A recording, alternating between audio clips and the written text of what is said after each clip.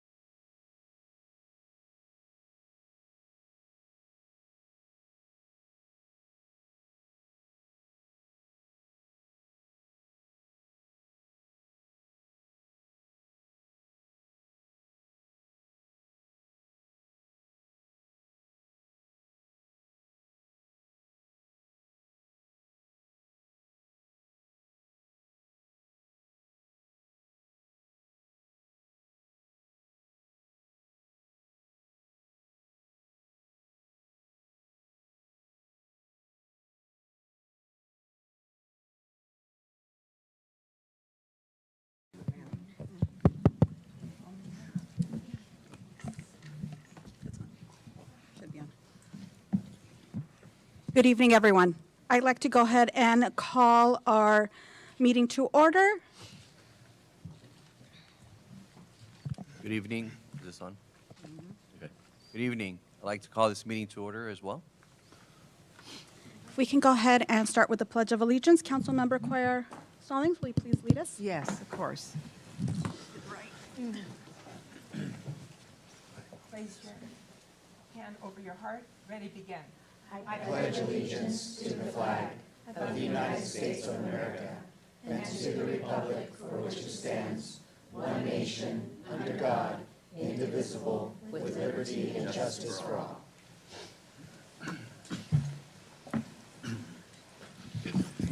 Thank you. We'll go ahead and go into roll call of city council members, please.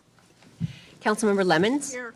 Councilmember Olmos. Here. Councilmember Cuellar Stallings. Here. Vice Mayor Delgadillo. Present. Mayor Aguayo. Here. All present. Isela, can you take roll, please? Board Member Cuarenta? Present. Board Member De Leon? Present. Board Member Martinez? Present. Vice President Clerk Anderson? Present. President Cruz? Present. Student Board Member Pacheco? Present. Okay, and we'll go ahead and move on. Thank you to all of our guests that are here today, our colleagues as well as members of the public. And with that, we'll go ahead and go into public comments. Is there any speaker cards? We have not received any speaker cards, Madam Mayor, and no written comments either. We have no cards. Okay. All right, so we'll go ahead and start with our new business, and this is our discussion. Sharon Tell, is there a report? Yes, Madam Mayor. Before we start, I'd like to give kudos to the ad hoc committee. They put the ad hoc committee is responsible for putting the agenda together tonight that you're about to see. So thank you very much to Vice President Alicia Anderson and Board Member Diane Martinez and Councilmember Cuellar Stallings and Mayor Aguayo, who sit on the ad hoc committee that meets on a monthly basis and discuss. This is something that's a long time coming. We did do this back in the early 10s. I'm looking at Councilmember Lemons. She remembers everything. 08, would you say? It was before PEP. Before PEP. Okay, so it's been quite a while since we've done this. So again, this is something that kind of gravitated out of the ad hoc committee and pushing this on. And the agenda topics that you're about to hear, again, were created by your colleagues. So we're going to start off our agenda item number 1. Can we get the monitor going on this side before we start? Kevin, the monitor went out right here. Can you take a look, please? Thank you. It needs to be turned on. For those of you in the audience, this TV screen is for the council and the board. So it went out. There it goes. Okay, great. So we're up and running. We're going to start off with what the first agenda item, and that's called Share and Tell. Can I get I got the remote control here. So we're going to start off with how the city handles communications. I hope you all can see that. It's kind of small writing. So first of all, we'll go over the city's communications program, and then I'll pass it over to Dr. Lytle to go over the district's communications program. So first off, in 2016, we commissioned, this is the City Council commissioned a first ever communications analysis report. That report showed areas of improvement that could be acquired through either staffing or contract services, different platforms, which I'll be going into in a moment. So that report was done by a well-known communications consultant in the field of municipal communications. As far as staffing goes, and this is part of what the areas of improvement that were noted, we currently have one full-time communications manager, and that's, for example, our public information officer. We also have 2 part-time communications specialists, and their roles are for content development, graphics, and messaging, among other things that they do. We also have contract services through a firm called Trepepe Smith. What they do is social media monitoring, broadcasting video, and general communication support. I want to talk just a little bit about the social media monitoring that they do, because that's really, really important. What they do is they monitor the different social media platforms there are in our communities, such as the Paramount community page. I'll use that as an example. So through Trepepe Smith, they review it twice a day, 7 days a week. And if there's any posts in there that provides some possible misinformation or are asking questions about what the city is doing or why this program or anything that needs our attention, they'll flag that and they will send it over to staff, and staff will generate a response. That day, we will then post a response to that question or maybe correct an error that was on that. So that's a lot of what the contract services is performing right now. It's been really, really helpful to stay engaged with the community, as well as making sure that whatever information out there is accurate. So there are several communication tools that we use to outreach with the community. We currently have 3 websites. First one is our general portal. That's where you can find any information about the city. We also have our Explore Paramount portal, which was created during COVID. And what this Explore Paramount portal does is it keeps residents informed about businesses in town that might have specials or coupons or things like that. We also have a Paramount, a Dine Paramount Week, where we contribute to coupons as well, so residents can basically explore Paramount. We also have under Explore Paramount certain events that businesses host, and just a variety of things to help our business community. The last website that we have is also our environmental portal. The environmental portal really goes into detail about certain things that happen in the environment, such as air quality, water quality, soil quality. This kind of came about during the hexavalent chromium time that we had in our community, but we keep that fresh and going. The next communication tool we use is YouTube. We show recorded events that we have and meetings that are up there. We also use something called Smug Mug. This is kind of fun. We display pictures from different events that residents and businesses can actually download. So that's been really helpful. It's a lot of community pride that you see in there. We use 3 different social media platforms. We use LinkedIn, Instagram, and Facebook. We are going to expand into Nextdoor. We're going to possibly do that by spring, I'm hoping. We'll get that online, so we will have 4 platforms. We also do direct emails. We send out approximately 4 emails per month, and we have a subscriber base of 5,000. So those in the audience, if you're not subscribed, please do. We encourage everybody to they received email, our direct emails. Then there's the traditional form of media that we have, the Around Town Quarterly Magazine, the Pulse Beat, which is a monthly Chamber of Commerce publication. It used to be paper, now it's electronic, and it can be found on the Chamber of Commerce's website. And then there's the Paramount Journal as well. Moving on, we have cable channel 36, where for those of you that do have cable TV at your homes, you can see our meetings that are broadcast. They're also programming different city events that we show on cable channel 36.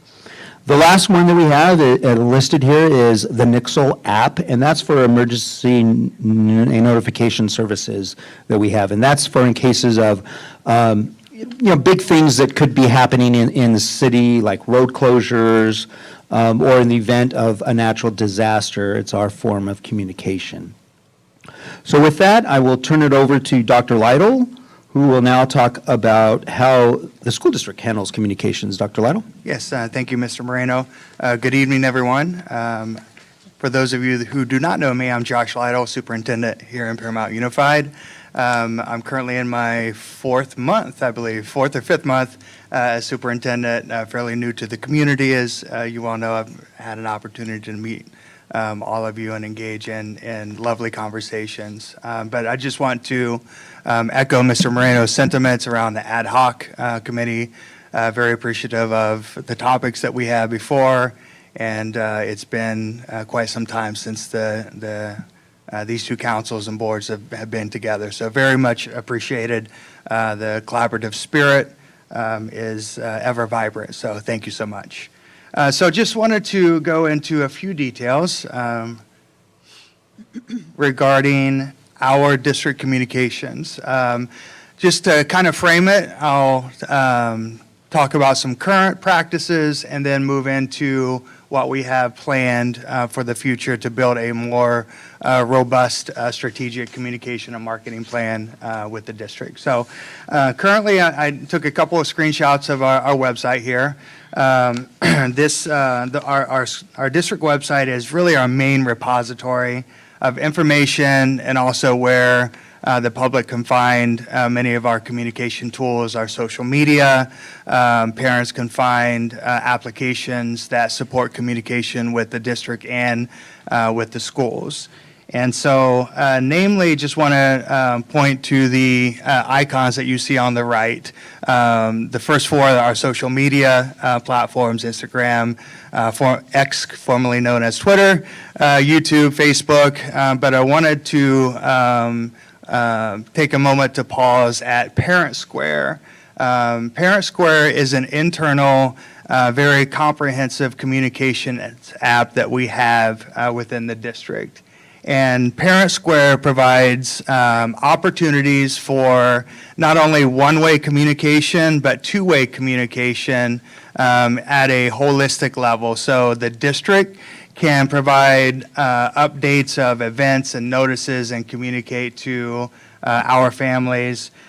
Each school site has the capability to showcase and to inform families of events within their schools. Classroom teachers have their own accounts that they can communicate to their students as a whole class, and it allows individual communication with parents. And, many parents find the two-way communication and dialogue with teacher, just a quick check-in regarding progress or what have you. It allows some ongoing organic communication to happen amongst parents and teachers that we haven't had before. So these are some of the current ways that we communicate. Next, I want to talk about some ongoing, just as Mr. Moreno mentioned, the city went through a process approximately in 2016 to build where you are currently. We recently contracted with a communications firm to really identify some strategy. So they're going to support us in a full audit of our social media, of our video content, our graphic design, et cetera. They're going to support us in organizing all of our marketing workflow to be able to create a more robust repository of digital assets so that we can communicate out in a much more streamlined manner. I'm very excited about the opportunity for additional video content creation. Currently, we are working on a promotional video for TK, pre-K, and kindergarten enrollment for the 24-25 school year. Each of our school sites will have a promotional video to highlight programs and services that they offer at their school sites. We will have periodic video content pushed out on our social media and websites about programs, the wonderful programs that are happening within the district, superintendent updates on a regular basis. Rather than just written form, have video form. They'll see me highlighting certain programs, being at school sites, so that we can really once again, highlight the programs and services that we have within our schools. Thank you, Turn Dr. it Lytle. back to, I think, Yes. yeah, that's still you. So we're going to go into, Got it. oh, Got it. We're going to move now into some district accomplishments. there you go. So just to highlight, all of our recognitions and accomplishments would not be possible without the great people that serve our children each and every day. And being fairly new to the community, to the district, one through line in every conversation that I've had is the investment that our employees have, not only for our schools and our students, but for the community of Paramount as well.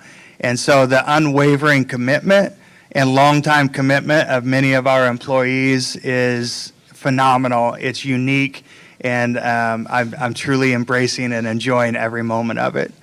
So with that said, just want to highlight many of our schools, a majority of our schools have received some type of state and national recognition. And many of these recognitions is a lengthy process, right? We identify exemplary programs and services to enhance student achievement, to enhance services for our children. And many of these recognitions involve very comprehensive site validation visits where teams from the outside have to come in and confirm the work that we are doing within in the district. And it's a true demonstration of exemplary practices and programs. And once again, what you see in some of these recognitions, our AVID program, our Schools to Watch program, our continuation high school has been recognized as a model continuation school, California School Boards Association, Golden Bell Awards, and the list goes on. So we're truly proud of the work that our employees and our community have truly invested in our schools. Okay, so moving on to the city accomplishments. This is the year in review. I'm sure many of you received this already. If you haven't, we've got copies. This is how we highlight the accomplishments that the city does. You'll find a lot of good information on different achievements that we've done this past year and some major highlights. But we also highlight accomplishments throughout the year through social media, all the platforms that I showed you, emails, through the quarterly Around Town newsletters. And the feedback that we get has been very, very positive in certain things and certain accomplishments that we've done. I've told the council it seems like it's the little things that really, really matter. Case in point, when we changed out the street lights throughout the entire city and went to a brighter LED light, oh my gosh, that really blew up on social media. The residents were just thrilled by that. But so those are examples that we put out so the residents can know what exactly we are doing and what our roles are. And other things that we put out of accomplishments are the amount of PEP donations, for instance, that we get, special events that are coming up, a recap on those events. So it runs the gamut of different things, of different services that we provide, events, programs, and things of that nature. So that's, you can see again all the accomplishments in the annual year in review. We also highlight any awards that we've received. For instance, we're Tree City USA for the fifth year in a row. We also received an energy efficiency award from the Gateway Cities COG, and that has to do with all of our sustainability efforts. So we also publicize that as well. So with that, we're going to pause here. This is the time we're going to turn it over to discussion and wrap up of agenda item number 1 before we move on to agenda number 2. So I turn it over to Mayor Aguayo and Board President Cruz. So we're going to go ahead and open it up for discussion, or if there's any questions from the school board or the city council. And I think we can go ahead and we'll. Yeah, go ahead and if you have any questions. I do want to Yes. make a comment. Hello, thank you. Oh, is it on? Hello, thank you everyone who's here. I do want to, as a resident of the community, I'm concerned that the city manager is focused more on tracking social media. I've been studying my community and in my district that I represent on the school board. Based on facts, 20% of the children that live there are living in poverty.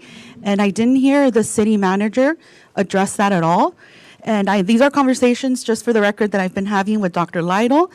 So it's not, it's not like it's not happening on the agency that I happen to be on.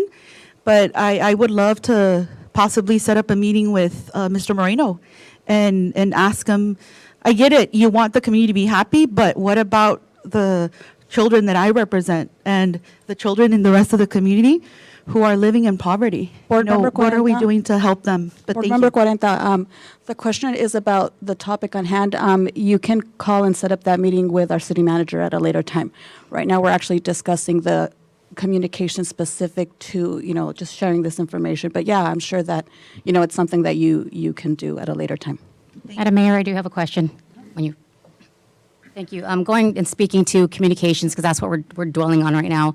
Is there a link on either of our websites that brings us together? In a sense, does Paramount does the PUSD have a link that goes to the city? Does the city have a link that goes to the school district? I have to look at our communications consultant, our PIO.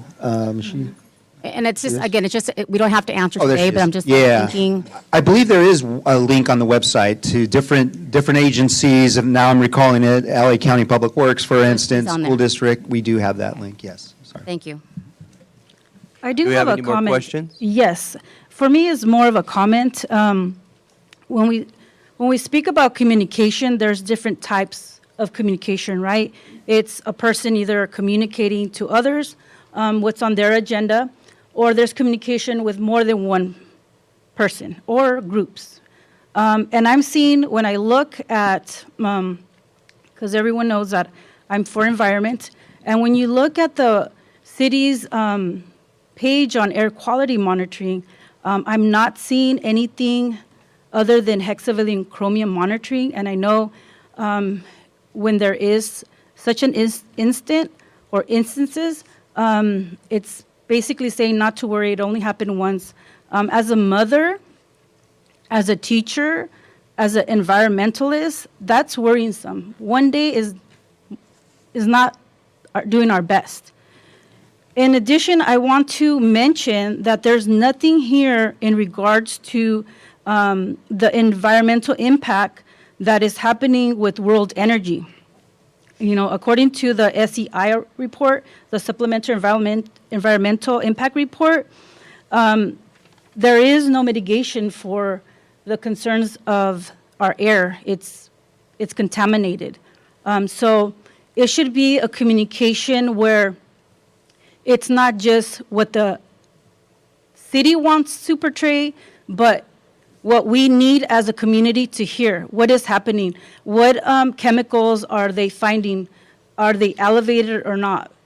Because they are remodeling. There's movement of dirt, debris, and we do have 2 schools adjacent to World Energy, a high school and elementary school.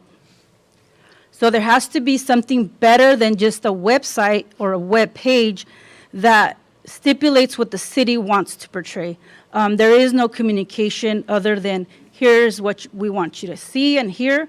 But as an educator, as a board member, as an advocate for students and our community, I'm asking for the city to do what's right and show the data of what's happening with World Energy. Okay, again, and I apologize for interrupting. However, we're discussing how we communicate between agencies. Yes, and the to our- topic is and on to our- communication. And to our residents. I understand, the topic is on communication. So I'm communicating what I need in this communication. These are very So specific thank you very issues. much. So again, I'm looking to, just our colleagues that, again, the issue at hand is how we communicate between the school district and the city and how we put that information out into our community. Specifics, yes, they will be addressed. We can address Yes, them this is a ad hoc or discussion other. this is a discussion for us.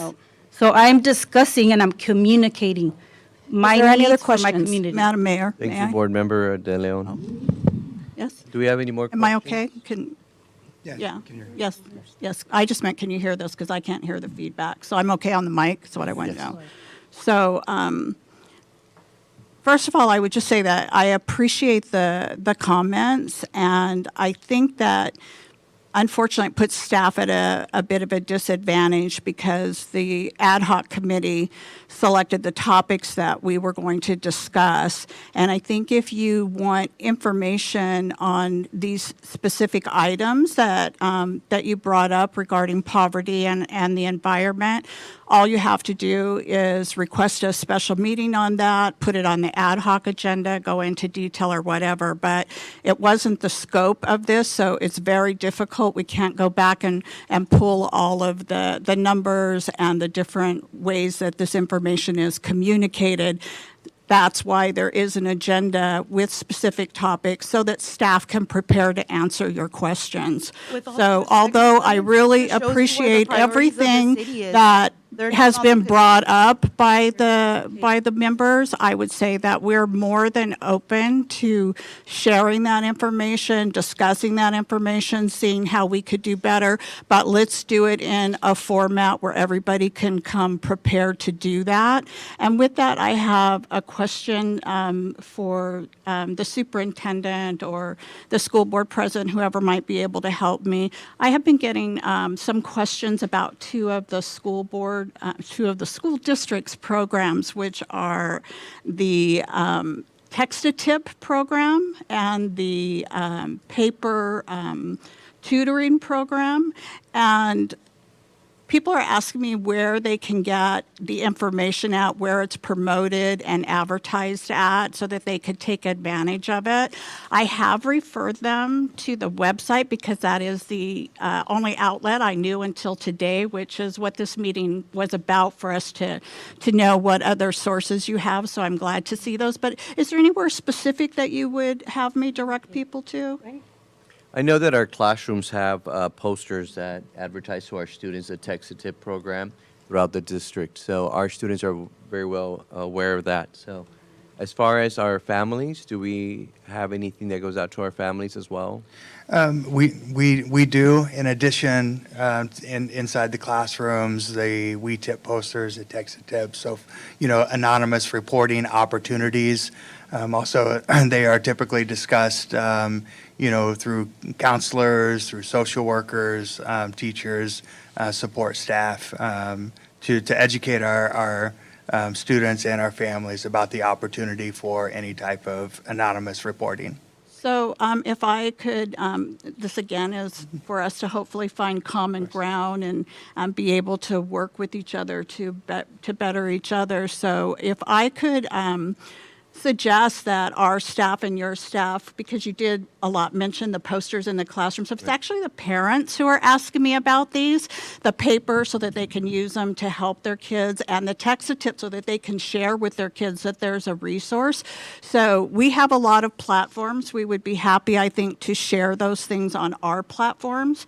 If you have like some kind of flyer or link or something that we can link to help promote it, then that would be great. We would love to help promote any of the programs and services that you offer to the community and our children large, especially that the parents need to be aware of because they're not in the classroom. Because I don't know if any of you saw it, but they just recently did a review on the Text-to-Tip programs on CNN, and they said that after completing this study, they found that it has had a dramatic effect on reducing school violence and school shootings. So we certainly want to be a part of any type of prevention and would be happy to help you promote those programs. Thank you. I'll follow up with Mr. Moreno on ways that we can identify resources and tools to share with our families and community. So. Thank you, Dr. I think Thing. on the resource page, I think it should be added there, because I know the resource page for our school district's website, it's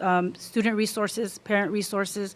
It should also be included in all schools' websites.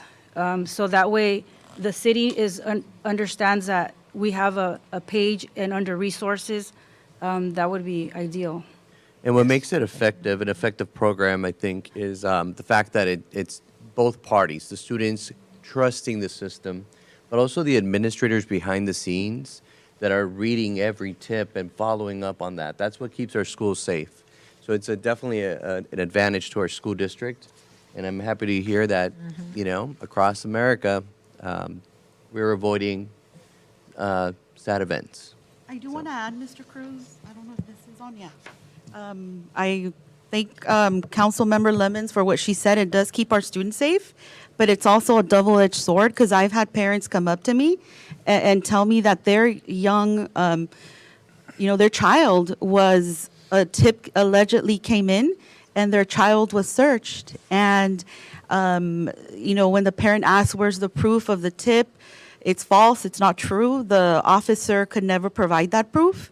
So while, yes, it does keep our students safe, it can also be used as a tool to search our students without, in my opinion, a probable cause. And then in turn, it's criminalizing the students on our campuses. Well, yes, it's important to keep our children safe. I get it. I'm a teacher. I want my students to be safe. But I also don't want the kids that are in my community who are being, perceived a certain way by the powers that be on our campuses, and then they're being searched because an alleged tip came in. And when parents want to know, hey, where's that tip? Who called in? It's not true. My child was accused of, and it happens more than once. Then that's also a little concerning. So I'd want to know. This is a conversation I've had with Dr. Lytle, like how do we check, right? How do we verify so that the same young person doesn't keep getting checked and, getting searched and there's no proof that what they were allegedly. We'll follow up thank on you. that, Board Member Cuarenta. Thank you so much. Let's go ahead and move on to the second discussion item, which is safety and wellness.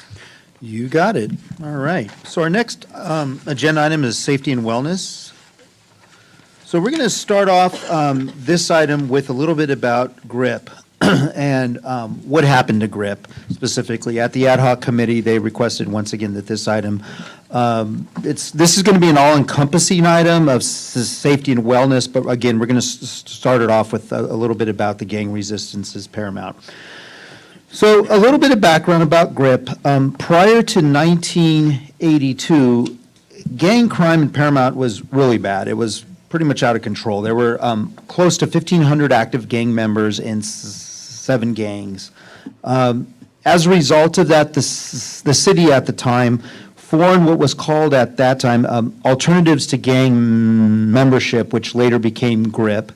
And it taught anti-gang lessons for PUSD students during the school day. So we started off with the lessons being introduced to the 5th graders. And that was back in '82 when it first was it first came about. Then 8 years later, we added a 2nd grade program for earlier intervention. And then another 7 years later, we moved to follow up with the program to the 9th graders. So we were catching the education at the 2nd grade level, the 5th grade level, and the 9th grade level. And essentially what you had was city employees through a recreation department that would go into the classroom and teach anti-gang curriculum to all the students in those grades. So then fast forward to 2018, 2019. At the time, the SRO at the high school was Deputy Mike Abbott. Both he and Mr.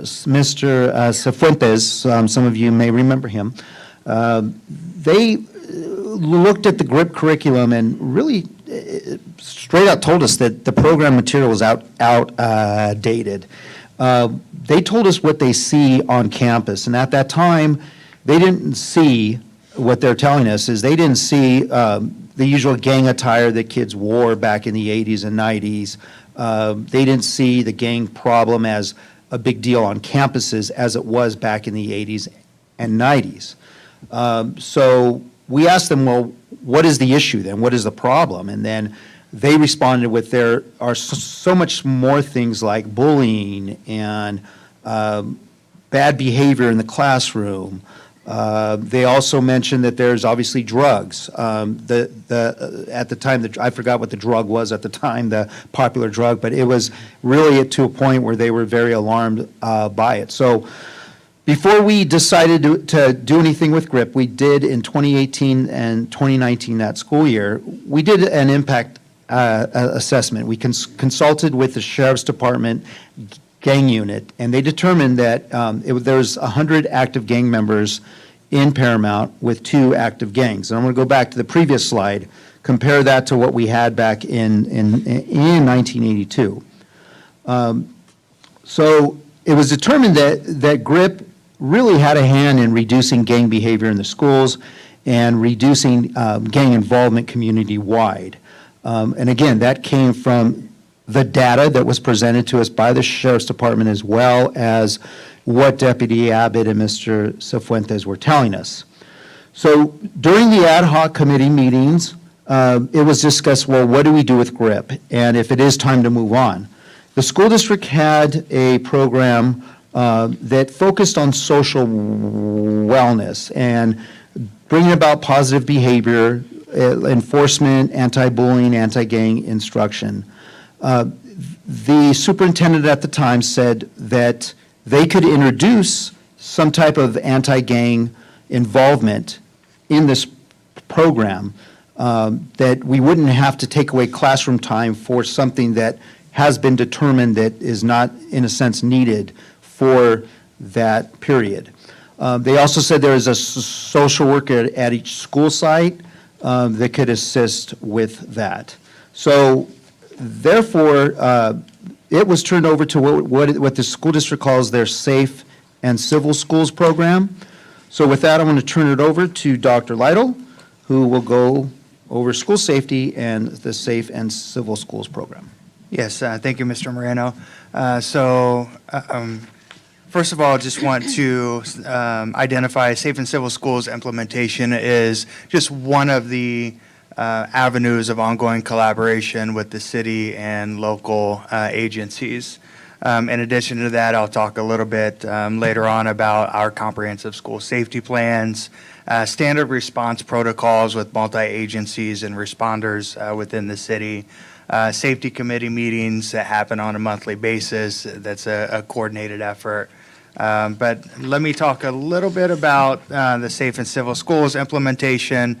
And once again, I would be remiss to not mention the personnel that we have to support our students and our children to implement the Safe and Civil Schools program with the goal of promoting positive culture and climate on our campuses. As Mr. Moreno mentioned, we have a number of school social workers. We have at least one at each of our 20 school campuses. We do have close to 45 school counselors that support our students within our schools, additional school student services personnel that have specialty areas such as supporting our foster youth, our homeless youth, and so forth, in addition to some contracted services to support in the area of social emotional wellness. Additionally, you think about physical safety and security. We do have a fairly robust safety and security department that has personnel, has over 30, I think 35 campus safety personnel currently, a school resource officer that supports, and additional contract services that helps us with some night patrol and other various ways to support and keep our campuses safe. So with that, let me dig into Safe and Civil Schools. Safe and Civil Schools is really a framework. It's a framework to implement or identify resources for all students at what we would call a tier 1 level, at a universal level. So we identify school-wide behavior expectations and supports for all students. That includes some of the personnel that I just mentioned. As we know, not all of our students respond favorably to the universal supports provided, so we would potentially provide additional supports, such as small group counseling in a very targeted area to support their well-being in some form or fashion. In some cases, we have to identify very intensive supports for some of our students and provide wraparound services. This is where a lot of times our school social workers are involved, working directly with our families to identify supports to enhance the safety and well-being for the students and for the campuses. And so here's kind of a tiered approach. Again, for example, school-wide expectations, we identify the clear expectations, we teach the expectations, we support our students in implementing and demonstrating those behaviors on a daily basis, and provide guidance and a redirection and support as needed. All right, I'm going to move on a little bit around our comprehensive school safety plans. As you may know, every school works through a pretty robust process to develop a comprehensive school safety plan. And just to note, the review process involves not only administration, teachers, staff, school site council that has parents, it's a composition of parents, but also local law enforcement and the city public safety office has copies of the comprehensive school safety plans. They're on our website and available for the public to see. I'm not going to read through these individually, but here are some of the elements that are found within the documents and plans, including how we respond to emergencies, disasters, critical incidents on campus. And speaking of, we have provided a standard response protocol in which we have built common language for our students, for our staff, for our parents, and for local law enforcement in really building a common language. So when we identify if we have activity, for example, in the neighboring community of a school adjacent to a school, we may call, or the local law enforcement might advise us to secure. And everyone knows exactly what secure means. If it's a very critical incident where there's imminent danger, then we move to a more aggressive lockdown, and everyone knows exactly what that means. We all know because we practice, we have monthly lockdown drills, we have emergency drills on a regular basis to be able to support our students and keep our students safe to the greatest degree possible. And with that, I think I'll turn it back over. Thank you, Dr. Leto. We do meet on a monthly basis, we meaning our city public safety department, a member from the sheriff's department. I'll let our public safety director go into it in a minute here. But I just wanted to mention that there is definitely communication between the two agencies when it comes to student safety that occurs very frequently. Maggie, our public safety director, I've asked her to come and kind of talk a little bit about the monthly meetings, what's covered, what occurs during that. So I'll turn it over to you, Maggie, and I'll handle moving the slide, if you will. There you go. Thank you, John. Good evening, Madam Mayor, City Council, School Board President, and school board members. To thrive academically, emotionally, and socially, students require a safe and supportive school environment as the foundation for success. As such, school safety and public safety have established a strong partnership. Throughout the school year, school safety will host monthly student safety meetings. These meetings are typically scheduled for the first Monday and starting next week, the first Tuesday of the month, to share school updates from the various high school campuses. The attendees include school safety personnel, school principals, vice principals, public safety personnel, the Los Angeles County Sheriff's Department Service Area Lieutenant, Lieutenant Morales, and the Special Assignment Sergeant, as well as the School Resource Deputy. The topics shared amongst the group entail district updates regarding student services, and this entails school activities, football games, school dances, and excursions, school security concerns, social media threats, security operations, and public safety and law enforcement updates amongst the group. These meetings are imperative to cultivate a strong partnership and maintain a safe student environment. Thank you, John. Thank you, Maggie. And with that, we've come to the conclusion of agenda item number 2, which was safety and wellness. So I'll turn it back over to Mayor Aguayo and Board President Cruz. So thank you for the presentations. So we are going to open it up for questions and comments. Now, the presentations are meant to be informational and help us just understand what each of our agencies does on the particular topics and incidents. Now, I asked that for both city and PUSD, and I'm looking at my colleagues, that we really do keep it to just the topic at hand. If there's any specific questions, that we can set up those meetings so that they can be addressed, because again, like it was mentioned earlier, it's kind of unfair to staff for both agencies that we come at them with very specific details on things when they don't have that information handy, so. Thank you, and we could definitely have Board Member Martinez, Vice President Anderson, also add them to the agenda for our next ad hoc meeting, so we can definitely present them to the city, and vice versa. If the city has anything for the school district that is not on the agenda, we can also, we welcome those items. Mr. Cruz, can we make a comment? Or Yes, if it's Board Member 40. Yes, so, thank you. Yeah, so this is something that I have brought up publicly with Dr. Lytle, and I'm gonna, now that Maggie's here, I'm grateful that she is because I can tell her directly.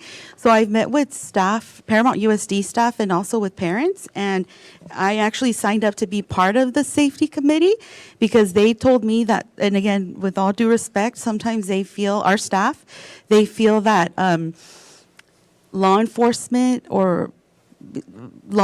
sometimes are not as this is just their perception, right? That when they bring up concerns, there's some pushback. And I also wanted to talk to, on behalf of parents. I know some of our parents would want to be more involved.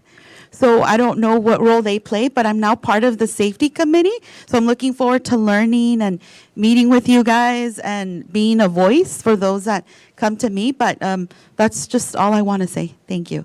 Thank you, Board Member If I may 40. speak also, I'm just going to be brief. First and foremost, we're used to having the ability to speak on the agenda item, right? It says discussion and it's safety and wellness. With all due respect, we're used to, and I don't have the city's attorney or our attorney present, because we are supposed to have whatever PowerPoint presentation is presented during the meeting is supposed to be prior. So it's offensive to me to have to come to a meeting where, in essence, we are, as board members, not prepared. If this was just a show and tell, then it should have been a show and tell for the community. I don't think it's necessary for us board members to come if we're not allowed to speak, because it does say discussion. A discussion is you're going to discuss and stay within topic of safety. So with all due respect, I want that and I expect that. Power slide, the slides on the agenda. And then I am on the safety committee for our school district. I haven't received any emails regarding when we're meeting. So if I could please, as soon as possible, receive a date so I can be ready for that. Thank you. Thank you, Board Member De Leon. Madam Mayor, may I say a few words? Well, I have positive thoughts because I am a former teacher here in the district, and I taught second grade at Collins Elementary. And my students and I were involved in the GRIP program, and with Mr. Tony Pena was the GRIP representative, and he did an excellent job with all students, all grade levels, and he informed our teachers about for the students not to join gangs, say no to drugs, and this worked in my classroom. I would like to see this program continue from what I've seen and what I have heard from parents of my former students. Also, I have been involved in the Safe and Civil School program, and what I liked and my students liked is that they felt safe in school because there was zero tolerance on bullying. And that was the number one factor that students were afraid of. Somebody's going to bully me on the playground. No, my principal and teachers took it to heart, especially the PTA ladies that were on campus. Everybody was aware of Safe and Civil. So I commend the district and I commend our city for these wonderful programs. And that is all I have to state, Madam Mayor. Thank you. If I may comment, Yes. and this is not commenting toward the councilwoman. Yes. It just reminded me when we spoke about, the presentation on safety. Most of us here went to New York for the conference, the NALEO conference, and they really discussed the fentanyl crisis and that it should be discussed amongst the community. I still haven't received any numbers as to how many of our community members are in that situation.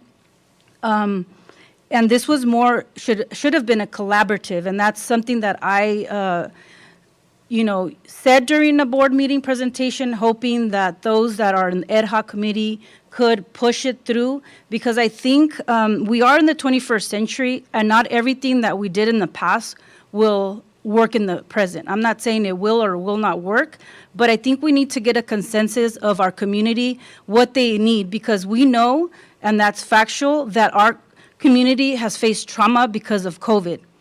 And so what are we doing to do, right? What are we doing to help as a community? Our community, our students need food, the bare essentials. Our community, our students, everyone needs to feel belonged, because if you don't belong, you will join a gang, because a gang is a family. So let's create other families, because I remember when I was in the ad hoc committee, there was an attorney present, and she said that she was, I don't know how many students in particular, the number, but there was an amount of students that were in trouble, and they had to face some consequences, and she said that they were in the hot heat, and they were, I believe, serving food or doing some kind of work.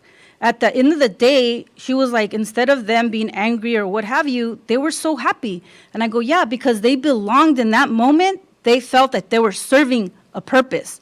And so we have to rethink of what we do and how we do it to make sure everyone's included. Because our most vulnerable, the ones that are, you could say the troublemakers, the bulliers, they're doing that because there's something wrong. And so they need to be loved, and they need to be looked through a different lens. So I would think we would start with having community outreach and telling parents, hey, what do we need to do to support you? Because that will really diminish students joining any gangs. Thank you, Board Member De Leon. And yes, I mean, we hear the cry for that partnership. We need that again. And I know that from Jesse Flores, our campus security personnel director. Yes, thank you. We get the updates, and we know that there's an increase in gang activity, not just in the Paramount area, but outside of Paramount. And I'm with Long Beach Unified, so I know what's happening in Long Beach, and we're seeing the same activity. There's definitely recruitment of young people to get into gangs, and so any partnership is welcomed.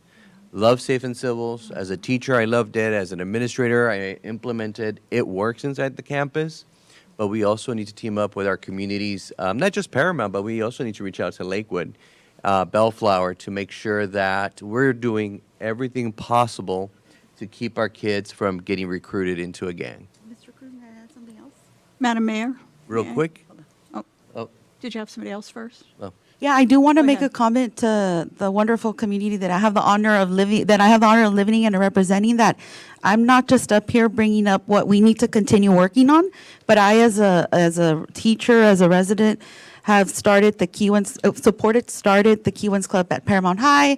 We're also working on Odyssey STEM, and that comes from hearing about what our young people are going through in our community and giving them something positive to experience. And so I just, sometimes I'm not just up here, oh, this is wrong, but I'm in my part, planting positive seeds in the minds of the young people that I just don't get the honor of working with, but also that I represent as a school board member. Thank you. Thank you. So part of the reason that we had this meeting, I was actually the one that asked that we have this joint meeting, hoping that we could educate each other on what's going on, being as there were new school board members, there were new council members. So I just wanted to share and to say at the ad hoc level, maybe, wherever staff later feels it's appropriate to bring it up. I was serving on ad hoc when we actually dissolved GRIP, the Gangs Resistance is Paramount program, and that was at the request of the school district because they felt so much of what they were doing was being duplicated with that program, and they felt that they wanted to back off that and go another direction. I also think in response to something that Board Member De Leon said about, the community and the fentanyl crisis, when GRIP was developed, there was a lot of interviewing of the community, what the issues were in designing the program. So I'm hearing a little bit, even from you, Mr. President, that maybe you want to do something collaboratively again. So I think if that's a direction that you want to go, maybe make it an agenda item and see if you want the city back involved because you were the ones that asked us to step back. That was under a different administrator and a different board. So sentiments may have changed. And if so, then we would have to discuss, the way to go about it and come up with a curriculum or a partnership at some other level that may work. I think that would be a great idea. And can I just add, I don't know if my mic is Yeah. working. Can you hear me? No. No? Her mic might not be on. Already up. Okay, I'll have to use my playground. Kevin? He's So going let her use yours, Let her use yours. Eddie. They're Thank making you, it. Eddie. Can you hear me now? Yep. Okay. So as a school board member with many years of experience, I came into GRIP once upon a time when it only served the city of Paramount. And then we extended it to the school community, Hollydale, Collins, Lakewood Elementary, which is now Odyssey, and Buena Vista. So we did, and we were very inclusive with that. Yes, maybe the material is not or is dated, but I think the program really worked because it started young, second grade, and continued through ninth grade, and I think it helped lower the numbers that we just saw on the screen. I also think we had peace builders in our classrooms every day. Peace Builders was a program to fight against bullying. Safe and Civil Schools is part of that, and I think we do need those programs, and I think that the issue with talking about fentanyl, talking about bullying, talking about suicide prevention, these are topics that have to happen every day. They don't just happen in second grade. They happen any day, any time. And I think our superintendent is behind that. Every child, every day. Thanks. So I think what we're definitely hearing is, when it comes to this, that it definitely, and I'm looking at the, ad hoc committee, that there's something that we definitely needs to be put on the agenda, revisiting the GRIP program, and maybe, right now since fentanyl is it's everywhere. I know that Assembly Speaker had a workshop here, and there was a lot of people here, and I think I remember a few members of the PTA saying that they had been pushing for it.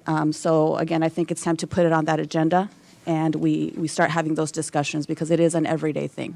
Mayor Aguayo, may I say something too? I want to kind of take Ms. Dr. Lytle's role here for a bit and highlight something that Paramount Unified is working on. And we know, I know as a teacher, that one positive outlet for our students who need that, that additional support is sports. So Dr. Lytle is working on providing scholarships for our students, for the youth in our community who perhaps, they want to be involved in sports, but financially, it's a barrier. So Paramount Unified, we're doing our part. And I believe that that's another thing, right, Dr. Lytle, that we should spotlight and brag about. Because again, as a teacher, I know that sports will have a positive outcome on the lives of those young people. Thank you. Just for clarification, I'm not sure, I can't hear really clear because I think everything goes that way. And then we're not like in a U, like the board, so I'm kind of like, what?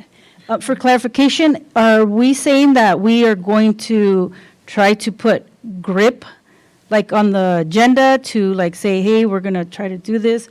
If possible, I would like for Board Member Martinez, Vice President Anderson, to put it on the agenda, ad hoc meeting agenda, to explore the idea, have further conversations around the topic. Okay, because I'm thinking the material is outdated. Right. And our kids, I mean, I'm talking, there's 5 months old that are looking through their parents' phones. I know my grandson is all tech savvy.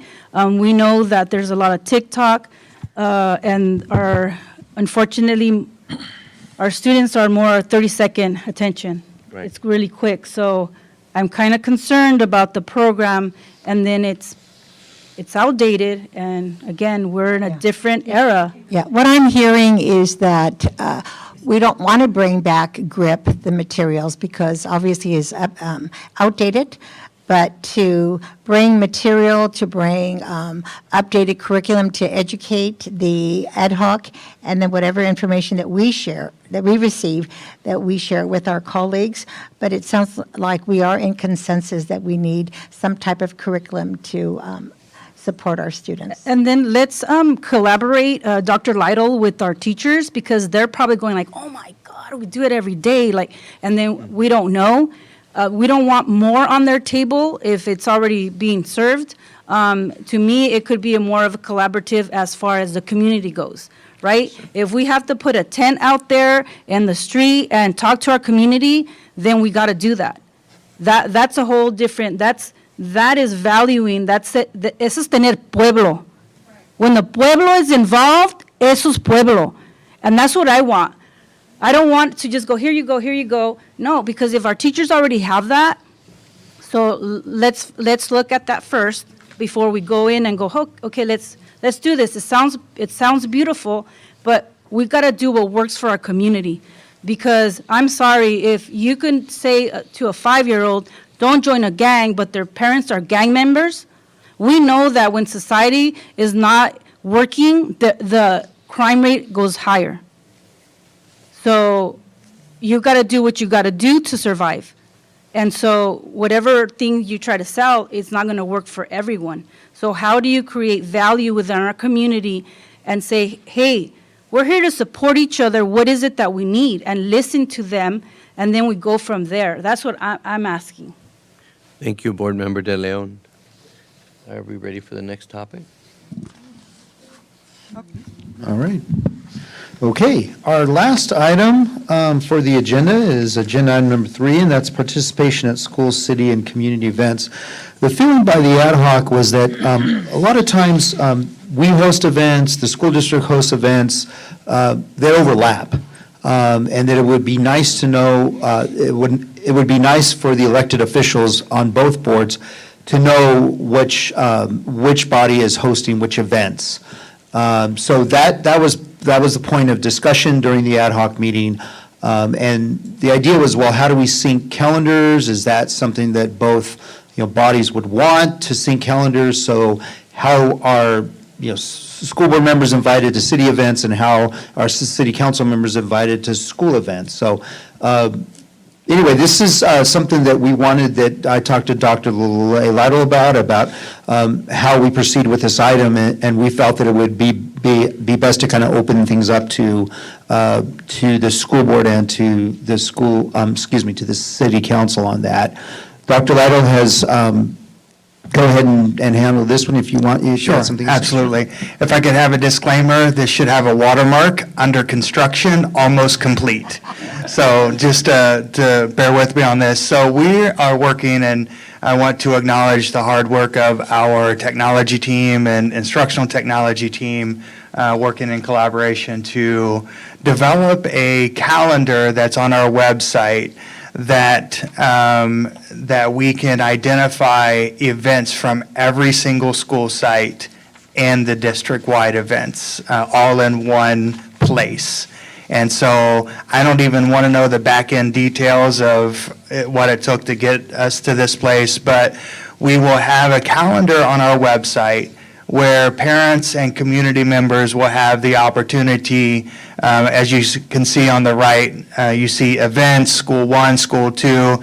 Every single school will have a checkbox where you can select all of the schools, and it'll push into the one single calendar.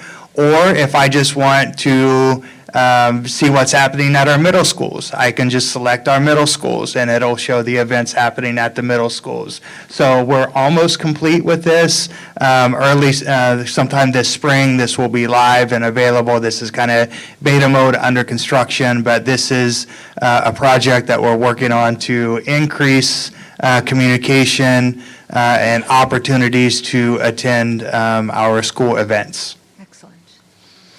And this is a calendar that the city has on our website, and you would simply click the event that you see there, whether it be a commission meeting, a city council meeting, or you can see there's an excursion there that's going to take place, I believe, on the 20th. So you would just click on that event and see what all the details for that event. Keep in mind, too, there are some times that the city gets invitations to events that are not hosted by the city. There may be an invitation to an event hosted by a local business or another elected official. The city council gets those invitations frequently, and it's an invite to them. So those would not appear on the calendar as a city event. So I just wanted to toss that out. So with that, we're open for discussion for agenda item number 3. No, there's no side. Thank you, John. So, Mayor, may I ask a question? So actually, I guess what I want to do is share information. I know exactly what everybody's talking about and how complicated it is to keep everybody's calendars on the same point. I don't even know if this is possible, but it's the only thing I can offer you. We used to have this problem quite frequently at the Chamber of Commerce, where the board of directors wanted to attend certain events, or council members wanted to attend chamber events, and we would schedule stuff on the same day. So it's not about, in my perception, looking at, what do they have this day? Do I want to go? Do I not want to go? It's about calendaring over each other and sometimes scheduling things on the same day at the same time. That's what presents the problem. So it's great that you will both have calendars posted to know if you want to attend something, but the issue sometimes is about coordinating ahead of time before you schedule, so that if you have something major, you don't both schedule a major event on the same day. So the way we resolved it at the chamber, again, I'm not sure it would work for your entities, but we decided, we found out when the city planned their calendar for the year, because generally you plan, as we do, all the dates for the year when something's going to happen. And we would get their calendar and then plan ours around it, because it was whoever fell first. And in your case, yours fell before our fiscal year. So you actually have to share. Somebody has to decide to share their calendar ahead of time, and you don't confirm any dates until then. And if things don't matter to you, you put them before, I put them before my board and said, which things do you want me to ignore that the city's doing, or which do you want me to make sure I don't schedule over? And for us, that had even to do like with ribbon cuttings that happen all the time, but we would have on our calendar, no, that day is, the city's heritage fair or something else, so we're not going to schedule anything on that day. But you have to not just be able to look at each other's calendars, but talk to each other ahead of time, not to overschedule each other's very important events. Thank you, Madam Mayor. Yeah, so that's actually kind of where we were going with this item, because both agencies have so many events, and then I'm looking, at, again, the school district. It's not just the school district, it's every school has so many events as well. So I think this is more, again, an administrative, item really, that we figure out a way to sync these calendars as best as we can, because I know that, there have been times where unfortunately they overlap, and it's not going to be perfect, because there's so many things going on also, because again, there's the Chamber of Commerce, there's PTA events, there's all these other sports service clubs to our community. But if we can get the district and the city as close to possible so that we don't overlap on these things, I think that's kind of what we wanted really with this item. I'm looking at our board president. If I may ask for a point of clarification, Would the school district and the city be interested in events at all the schools or just large ones at each of the schools? Is there, just want a little bit more direction on, so that me and Dr. Lytle can kind of tackle this? Just major events. Major, okay. The ones that you schedule a year out in advance, because there's stuff you schedule all year long. Right, that comes up, right. but it was the major events. Major events that Those it- were the ones that we could okay. get a handle on. Okay, the ones that, and those major events that occur at schools, individual schools? Yeah, okay, got it. Yeah, and for just additional clarification, we'll probably need to define major versus Yes. mid-major versus minor versus, Good as point. Mayor Good Aguayo point. mentioned, we probably have multiple activities going on right now at our schools. If we can get some direction, of course, Mr. Moreno and I will meet and try to do the best we can at coordinating those major events, but, some additional direction on defining what those are. We might, as the school district, have a perspective on what major events, but you as council members might have a slightly different perspective on what major events are. So we want a holistic perspective. Thank you. And if I may, Councilmember Peggy Lemons brought up a good point, and I'm going to try to quote you, but I don't remember exactly verbatim, word for word, but you said there's a problem, when the events are on the same day or overlapped, right? I totally agree. And for our school board, that is our Tuesday meetings. This brings a problem because we are supposed to be, at least I believe, and I hope everyone, but at least I believe it should be democratic process, right? Where our community can go to an event and they don't have to choose, well, I'm going to go to this one and not that one, or no, because then you're censoring them and they have to choose either or the other. So I think that is a problem that the school board has to address. In addition, when we say collaboration, again, I really like the way Dr. Lytle mentioned, define what is major events. I know, and this is a discussion, so I'm discussing, and it's an event.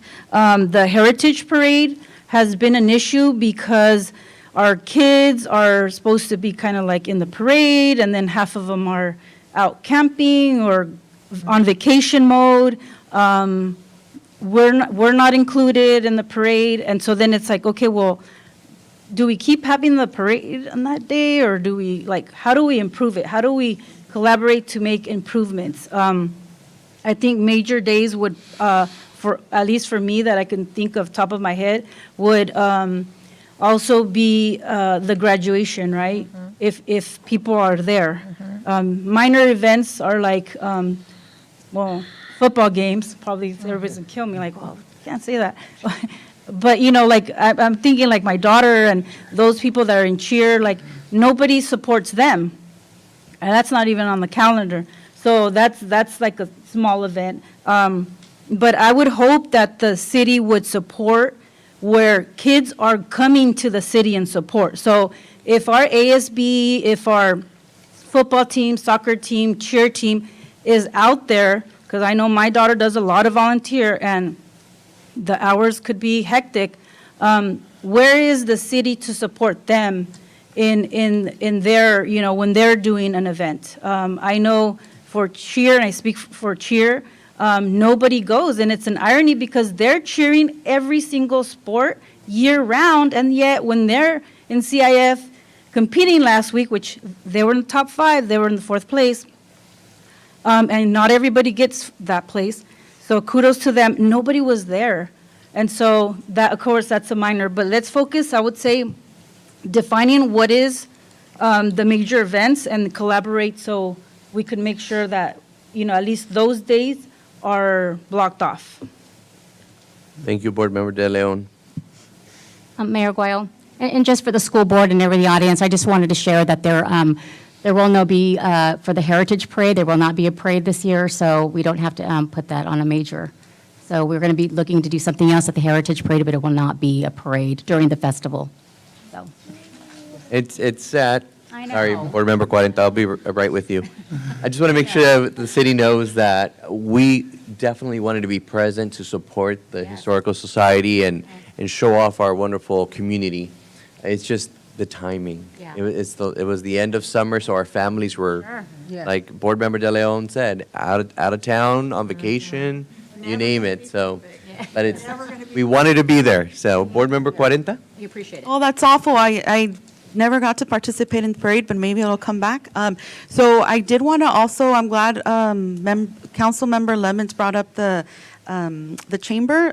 Dr. Lido, I don't believe I brought it up with you, but I did bring it up with our former superintendent. Thank you. So I did bring it up to our former superintendent that I've been able to participate in the ribbon cuttings as a board member, and I just thought it'd be a great idea to possibly, I know some of my colleagues may have more time than me, but possibly having you, Dr. Lido, or a board member there at the ribbon cuttings, presenting a certificate to the small business owners, because small business owners in the community, they do support our sports. They do a lot of great work. They pay into our taxes that go into property taxes, and a portion of that goes into our schools.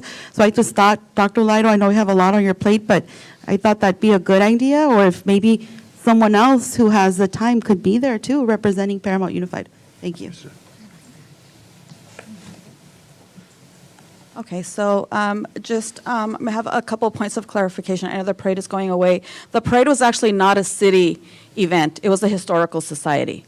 And the other thing, as far as, again, the sports and PHS clubs, the city does offer them the opportunity to do fundraising at pretty much all of our events. So again, I think we're in agreement to that, yes, we do support our students. So I think that. If I may also add, Madam Mayor, we also do recognize the student groups who help volunteer participate at council meetings, because we couldn't do it without them. I mean, you guys have a wonderful, wonderful group of kids at the high school that really bring our programs and our events to another level, and if it weren't for them, we couldn't have that. So we do appreciate that, and we do recognize them for their achievements as well through the PET program too, so. And if I may, because this is, oh my gosh, it comes new to me to hear this information that we're not going to have the parade, and it's from the Historical Society. But I know traditionally the city recognizes our students, so will they not be recognized anymore? No, Or they're going to be oh, yeah. like in Oh, at the Heritage, yeah, at the event. big event That like was the versus. Stays, the parade is what's leading. Okay. Yeah. Well, Yeah, okay. it's the city that hosts the event, but it's the Historical Society that hosts the parade. Two different events happen to be on the exact same day, yeah. Okay. Madam Mayor, I'd like to just say one thing. Board Member De Leon, I just wanted to ask you, it would be great, as you're saying for the calendar, I didn't know that the cheerleaders were going, or the cheer team or song team was going to be at the tournaments. But I would have loved to receive an invitation. I probably would have gone and attend. I have a granddaughter and playing basketball as a freshman, but I would love to attend. Maybe next time. They're having a showcase in Downey this Saturday. I could send out the information. They are going to Florida on Wednesday, the 7th. That's cool. I believe last year. But I don't know if you could fly out of Florida, but we could meet up in Disney World. But I believe some of our organizations in our city were able to help them raise some money to go to Florida. And I believe I was also in some way involved to help them to make sure they had enough money to be able to attend the finals in Florida. But anyway, thank you. Greatly appreciate working with you. So I think this shows how important that calendar is, and we will get it squared away as far as what again, major events. But yeah, definitely the sports are really important as well. So that, again, maybe at ad hoc, we can put that on there and discuss what, It'll be on the ad agenda, hoc is going to have a pretty good agenda. So I think with that, I think that was actually our last item. Yes. So really just thank you to, the public that came out, to really receive this information. And questions, you can, at this point, direct them, call, and I'm looking at, I'm looking at Dr. Lytle, I'm looking at, our city manager, and then they can direct you to the proper departments, and, I am sure that they will reach you. And to our colleagues from the school board, thank you for coming out and doing this. I know that a few of us had really just wanted to do this type of thing because we do serve the same community. And it's important that with our differences and, with all of the things that we have to celebrate in our community, this is important. And that we don't wait another, I don't know. I heard that the last time we met like this was in '06. I heard that somewhere around, floating around, so that we don't wait that long because these conversations are important, not just for us, but for our community to see that, again, we do work together. And I always thank, our department directors and our staff. We have amazing staff that, they come and they put all of this together. They run around making sure that the mics are set and ready. And if, one of them turns off, they're trying to figure it out on the spot. So I never get tired of thanking our staff. We're all part of the same team. Thank you, Paramount City Council, for having us and holding this meeting together. But also, thank you for everything that you do for our community and our students. As a resident, thank you for making Paramount the great city that it is. Been here since 1990, and I just keep seeing it improving.